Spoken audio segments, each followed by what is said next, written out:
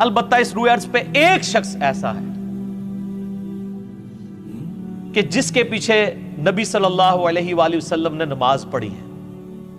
بلکہ اگر کہا جائے اس روئے ارض پہ کوئی غیر نبی ایسا نہیں ہے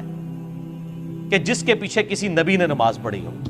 سوائے ایک شخص کے، اور وہ ہیں سیدنا عبد الرحمن بن عوف رضی اللہ تعالی عنہ وعلیہ السلام۔ ان کے پیچھے آپ صلی اللہ علیہ وآلہ وسلم نے نماز پڑھی، اور یہ حدیث صحیح مسلم کے اندر کتاب الطہارہ چیپٹر میں انٹرنیشنل نمبر کے مطابق 633 ہے۔ یہ نمبر مجھے اس لیے یاد ہو گیا کہ میں اکثر لوگ سوال پوچھتے رہتے ہیں، تو جو اکثر پوچھی جانے والی چیزیں نا وہ مجھے یاد رہ جاتی ہیں۔ 633 صحیح مسلم میں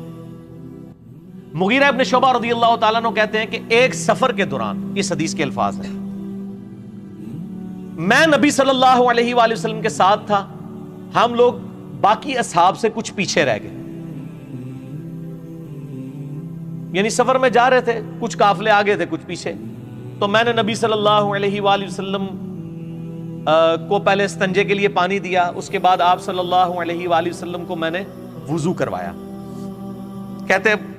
وضو کرتے وقت آپ صلی اللہ علیہ وسلم نے جب چہرہ مبارک دھویا، اس کے بعد ہاتھ دھونے لگے تو آپ کی یہ کرتے کی جو آستین تھی نا، یہ اتنی تنگ تھی کہ یہ کونیوں سے اوپر نہیں جا رہی تھی، تو آپ صلی اللہ علیہ وسلم نے اپنا کرتا مبارک، اس کی آستینیں یوں نکال کے نا کرتا مبارک اوپر رکھا اور گریبان سے ہاتھ باہر نکال کے پورے دھوئے۔ یہ ہمارے لیے بھی یعنی ایک عبرت کا معاملہ ہے، بعض لوگوں کی خصوصاً عورتوں کی بعض اوقات نہیں اوپر ہو رہے ہوتے کف، تو وہ ادھر تک ہی ایسے کر لیتی ہیں، یہ پورا اوپر ہونا چاہیے تب یہ وضو ہوگا، کونیوں سمیت دھونا ہوتا ہے۔ تو نبی علیہ السلام نے اپنا کرتا ہی اتار لیا، اتار کے گریبان سے ہاتھ نکال کے تو وضو مکمل کیا، اور پگڑی آپ نے پہنی تھی تو آپ نے پگڑی نہیں اتاری بلکہ پگڑی کے اوپر ہی سر کا مسح کر لیا۔ پھر سیدنا مغیرہ ابن شعبہ کہتے ہیں کہ میں آپ صلی اللہ علیہ وسلم کے موزے اتارنے لگا، آپ نے پہنے ہوئے تھے موزے، تو کہا کہ انہوں نے فرمایا آپ صلی اللہ علیہ وآلہ وسلم نے کہ میرے موزوں کو چھوڑ دو، میں نے یہ طہارت کی حالت میں پہنے تھے، کیونکہ جب آپ ایک دفعہ وضو کر کے موزے یا جرابیں پہن لیں، مسافر 3 دن اور 3 رات تک، صحیح مسلم میں آتا ہے 639 نمبر حدیث میں کہ وہ مسح کر سکتا ہے،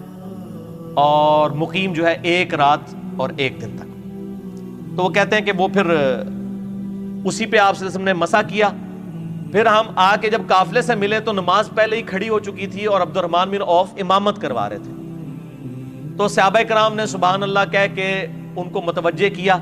لیکن نبی علیہ السلام نے پھر عبد الرحمن بن عوف کو بھی اشارہ فرمایا کہ وہ نماز پڑھاتے رہے۔ عبد الرحمن بن عوف نے حکم کو ادب پہ ترجیح دیتے ہوئے، جو اصلی مسئلہ بھی یہی ہے کہ حکم کو ادب پہ ترجیح دی جائے، نماز پڑھاتے رہے۔ نبی صلی اللہ علیہ وآلہ وسلم نے ان کے پیچھے نماز پڑھی، لیکن آپ صلی اللہ علیہ وآلہ وسلم کی ایک رکعت چھوٹ گئی تھی۔ جب سلام پھیرا تو آپ صلی اللہ علیہ وآلہ وسلم کھڑے ہوئے، اور مغیرہ ابن شعبہ کہتے ہیں رضی اللہ تعالیٰ عنہ میں بھی کھڑا ہوا، اور ہم نے اپنی ایک رکعت مکمل کی جو امام سے رہ گئی تھی۔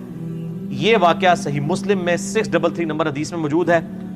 ایک واحد صحابی ہیں عبد الرحمن بن عوف جن کے پیچھے نبی صلی اللہ علیہ وآلہ وسلم نے نماز پڑھی ہے،